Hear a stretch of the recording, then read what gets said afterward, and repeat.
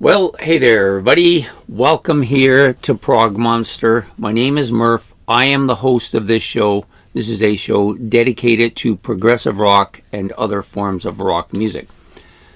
So we're starting a mini-series today. This is the first of a 4-part series.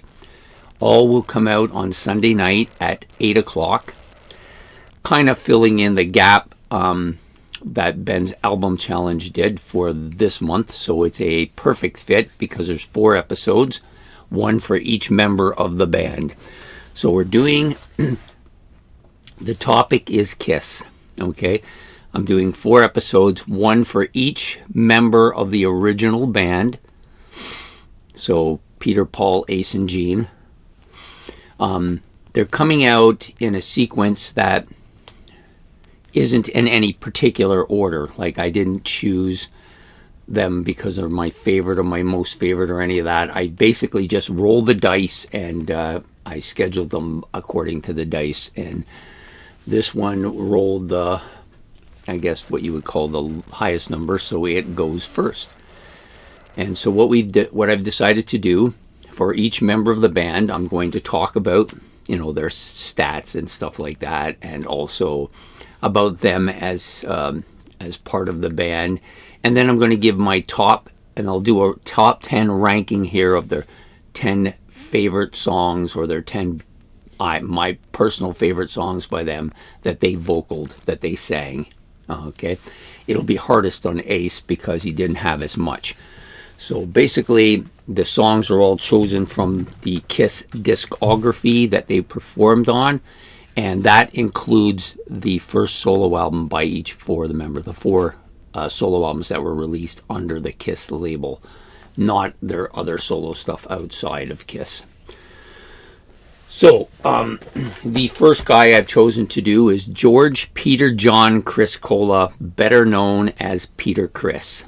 Okay, so he was born December the 20th, 1945, and has now reached the age of 78. Yes, can you believe Peter Criss is 78 years old? That just blows my mind, sorry. He joined the band in 1972, was with them till 1980, left, and then came back in 1996. It was with them for another 5 years till 2001, left, came back in 2002, was with them till 2004, and then his career with them is over. He was the drummer, also lead vocalist, or one of they all sang. He was a lead vocalist as well in the band. So his total number of years in the band was 16 in total, more than I would have ever thought of him being in there. And he did do 4 additional solo albums other than the original solo album under the Kiss label. So for me, Peter Criss, he does take some knocks for being not the greatest of drummers, so people say. I never actually had a problem with him. I enjoyed his drumming, especially the solo parts that he did on their Kiss Alive album. I thought he did a really good job, and even when he did it again on God of Thunder, I thought he was excellent on that as well. I don't have a problem with Peter Criss's drumming, but I think Peter Criss, for me, has always been a vocalist.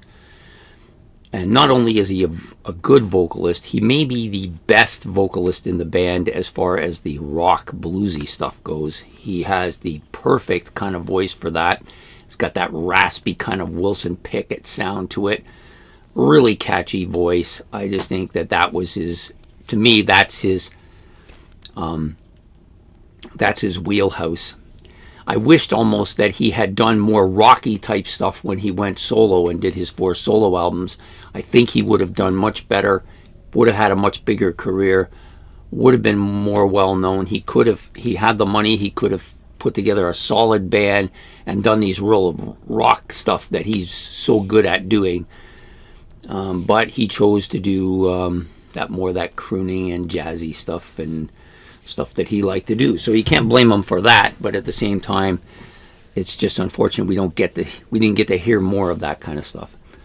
So anyways, for me, Peter Criss, as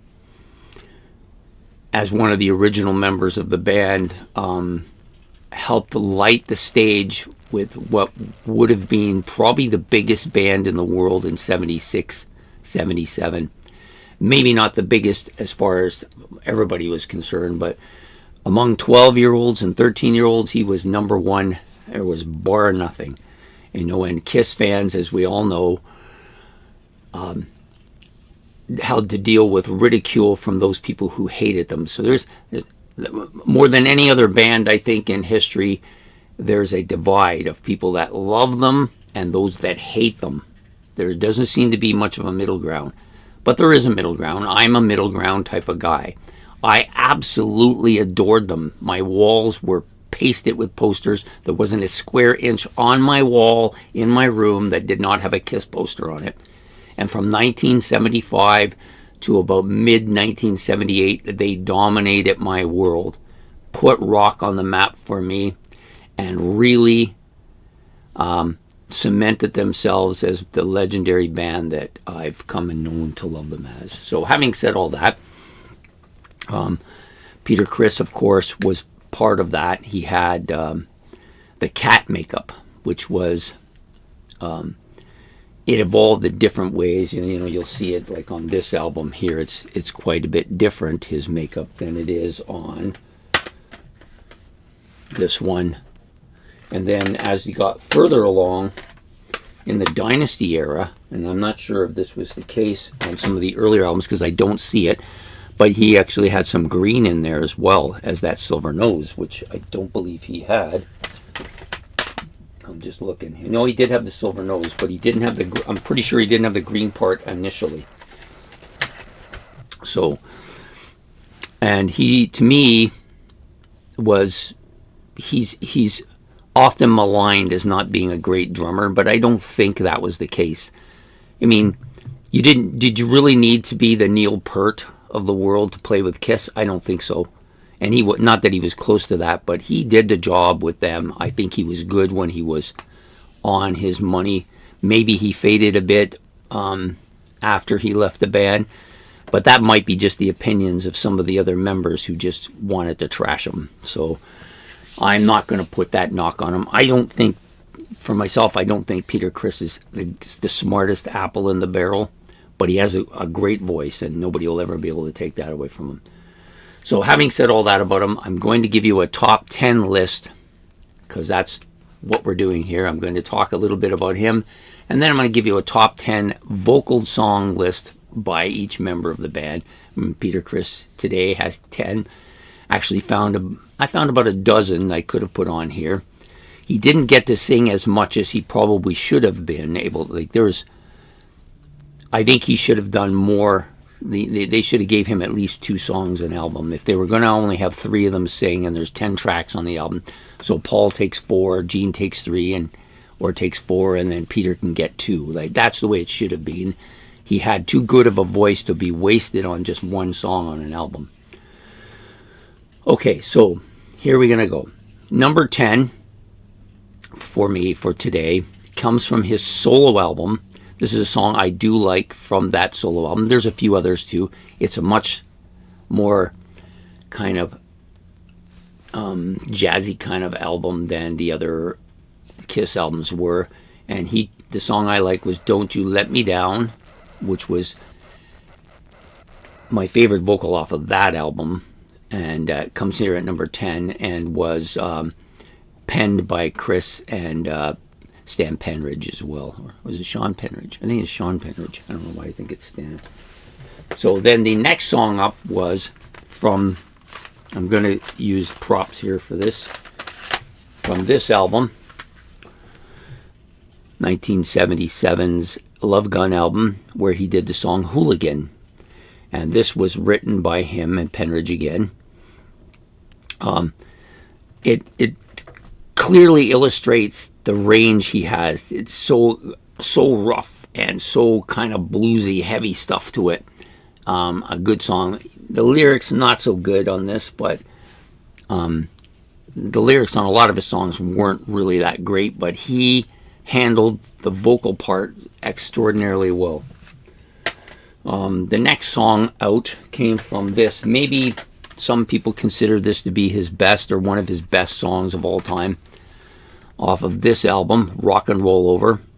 The song Hard Luck Woman. Such a good vocal song. I'm not a big fan of ballads. This is a bit of a ballad. It does have a little bit more of a rocky feel to it than Beth did, but definitely a good ballad. And this was actually written by Paul Stanley, but he allowed Peter Criss to sing it. And a smart decision to make, because they knew that Peter Criss could sing those ballads really well. They'd had evidence of that already. The next song up comes from the last album that he ever sang on with them, because I don't believe they let him sing anything on the Psycho Circus album, which is unfortunate. But you know, why have a guy back in the band who has the vocals like that and not use it? I don't get it, but that's not me. So on this album, Dynasty, he sang the song Dirty Livin'. Really good. One of the best vocal songs on this album. Now, this is a solid album too, but I think he did a really good job here singing on this. His last probably was under duress, knowing that things weren't going well either. So he did a great job, and this, of course, was penned by him and Penridge again. The number 6 song is probably my favorite ballad of all time from anybody. I can't even think of another ballad that, well, there's the one with Styx, but I don't really want to go to that one.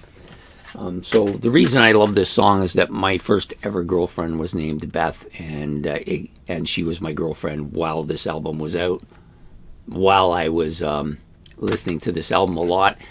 And we're talking about Destroyer, of course. And so this song has an additional attachment other than just that that it was I think it's their highest ranking number 1 song ever. I think they only had, did it make number 1? I'm not even sure, but they I don't think it did. I think it was like number 3 or 4 or something like that, but it's the highest ranking song by them ever, and Peter was the vocalist on this. This was written by Peter Criss, Bob Ezrin, and Sean Penridge. Yeah, so excellent ballad, and a great song from him, and deserves to be mentioned on this list. So number 5 comes from this album, Hotter Than Hell, which is my favorite of their original studio albums. Hotter Than Hell, featuring the song Mainline, which was another Paul Stanley written song for him. He does a great job on the song. This is a song that I absolutely love. It's one of my favorite Kiss songs, and it's definitely up there in top 5 for me with for Peter Criss vocalizing it. Next up comes from their debut album,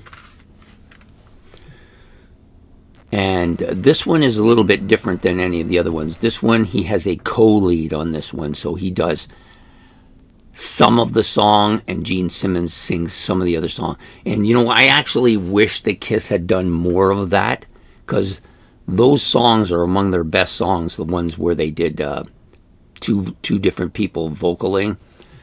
That co-leading stuff, for a band that tried to think of themselves wanting to pattern themselves a lot of ways in the form of the Beatles, they could have done more of that. But I think this is one of the better dual vocals with Gene and Peter singing on this, Peter being the main guy, I think.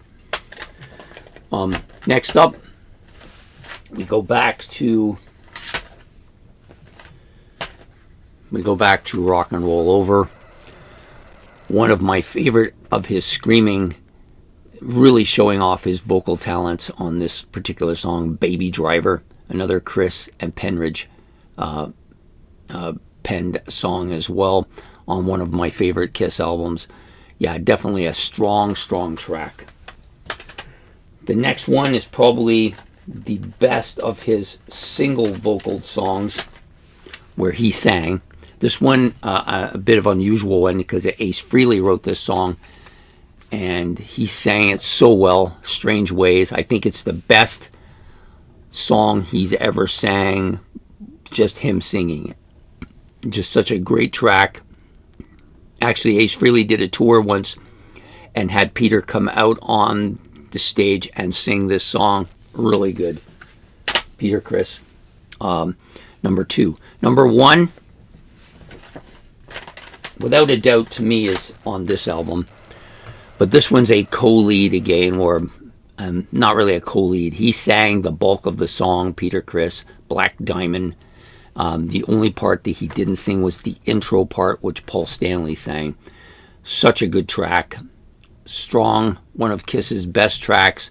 He had a lot of good tracks on this first album, and that's one of the best, and he sang it, and definitely, for me, that's the best song that he ever sang, Black Diamond. So, there you have it. The first episode of this mini-series entitled Kiss, the 4 original members, and today we're doing Peter Criss. I hope you've enjoyed this episode. There'll be 3 more, of course, in the series, all coming out on Sunday night at 8, kind of filling in for the Great Album Challenge and Ben's Album Challenge, who may or may not come back. But at any rate, this was fun to do. The next one out will come next Sunday at 8, and this one will feature Paul Stanley. He got the second highest roll, so he goes second.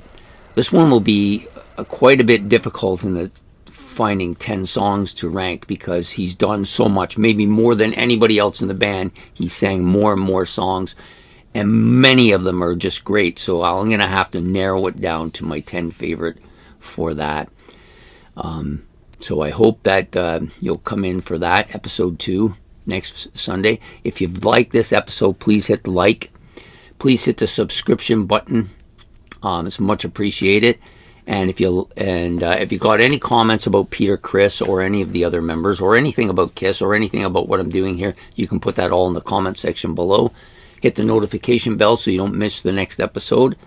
And we will see you next Sunday with Kiss and the 4 originals. Take care.